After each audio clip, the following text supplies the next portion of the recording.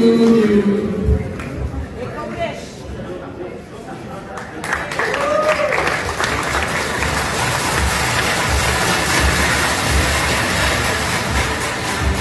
panibagong taon na binigay niya sa akin. Para mas pag-usayan, mas pagsipagan, para matuto ngayong taon na ito. Gusto ko kong salamatan na mga NSAs.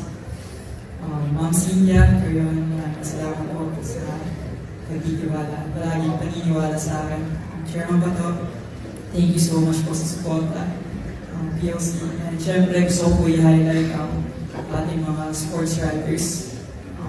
Dahil po sa inyo, sa trabaho nyo, hindi po malalaman ng mga Pilipino kung ano yung story namin, kung ano yung mga paghihirap na dinadanas namin sa mga trainings and competitions. Kaya huwag po kayong magsawa na sumuporta sa amin at i-cheer kami sa mga times na hindi kami ako.